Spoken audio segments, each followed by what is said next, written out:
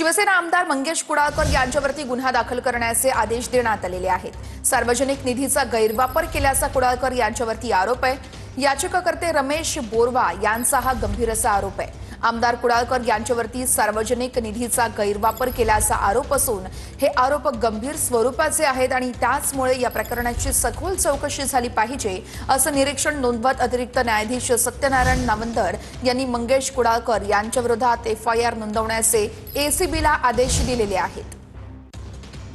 या संदर्भात निवृत्ती बाबर आमचे प्रतिनिधी आपल्याला सविस्तर अपडेट्स देत आहेत। निवृत्ती, हे प्रकरण काय आहे नेमके, सविस्तर अपडेट्स द्याल?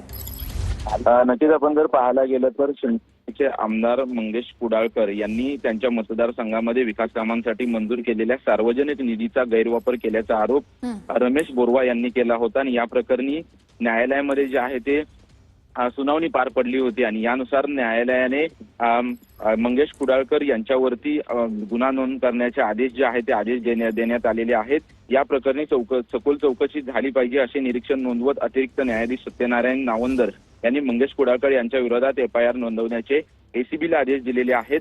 मंगेश कुडाळकर यांनी मतदारसंघातील सार्वजनिक निधीचा गैरवापर कल्याचा आरोप आहे आणि हे आरोप गंभीर असून या प्रकरणी न्यायाधीशांनी त्यांच्यावरती गुन्हा दाखल करण्याचे आदेश देण्यात आलेले आहेत। त्याच्यामुळे येत्या काळामध्ये मंगेश कुडाळकर यांच्याकडून कशा पद्धतीने उत्तर दिलं जातं आणि विरोधकांकडून याच्याकडून कशा पद्धतीने प्रतिक्रिया येतात हे पाहणं महत्वाचं असेल। स्वतःच्या फायद्यासाठी म्हाडाच्या आरक्षित भूखंडावर सभागृह आणि व्यावसायिक संकुल बांधणाऱ्या शिंदे सेनेचे आमदार मंगेश कुडाळकर यांना मुंबई सत्र न्यायालयाचा दणका आहे।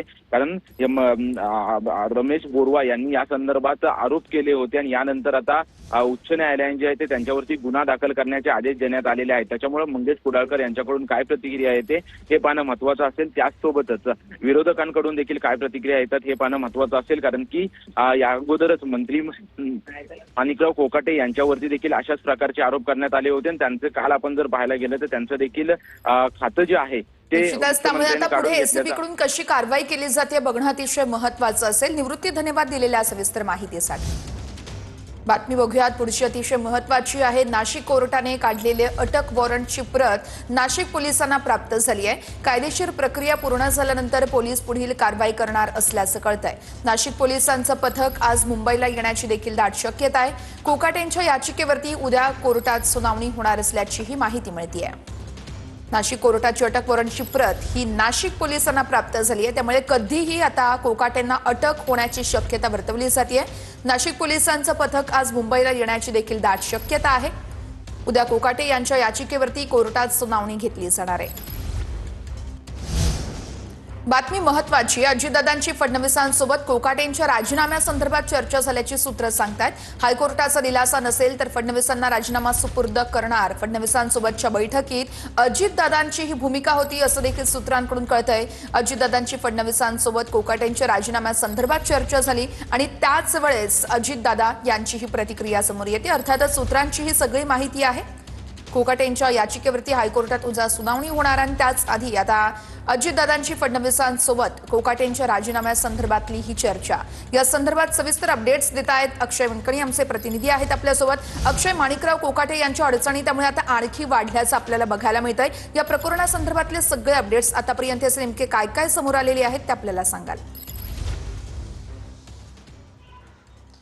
नक्कीच वर्षा, खरं तर सदनिका घोटाळ्याच्या संदर्भात मंत्री माणिकराव कोकाटे यांची शिक्षा जी आहे ती नाशिक जिल्हा सत्र न्यायालयाने कायम ठेवलेली होती आणि या शिक्षेच्या संदर्भात खरं तर वरच्या कोर्टामध्ये दाद मागण्याकरता माणिकराव कोकाटे यांनी काल याचिका जी आहे ती मुंबई हायकोर्टात टाकली होती। परंतु ही याचिका तातडीने आम्ही सुनावणीसाठी घेऊ शकत नाही असं हायकोर्टाने सांगितलं आणि त्यांची याचिका जी आहे ती शुक्रवारी ढकलण्यात आलेली असल्याचं पाहायला मिळतंय आणि उद्या या सगळ्या याचिकेवरती एकीकडे सुनावणी होत असतानाच सध्या तरी मुख्यमंत्र्यांकडनं मंत्री माणिकराव कोकाटे यांचा मंत्रिपदाचा कार्यभार जो आहे तो काढून घेण्यात आलेला आहे। सध्या माणिकराव कोकाटे हे बिन खात्याचे मंत्री, सध्या त्यांच्याकडे कोणतंही खातं नाहीये, तरी देखील त्यांचा मंत्रिपदाचा राजीनामा जो आहे तो त्यांनी आता अजित पवारांकडे सुपूर्द केलेला आहे। काल रात्री मुख्यमंत्री देवेंद्र फडणवीस यांच्या वर्षा बंगल्यावरती उपमुख्यमंत्री अजित पवार यांची भेट झाली। दोन्ही नेत्यांमध्ये खरं तर अर्धा तास ही संपूर्ण चर्चा झाली। या सगळ्या चर्चेमध्ये मंत्री माणिकराव कोकाटे यांच्या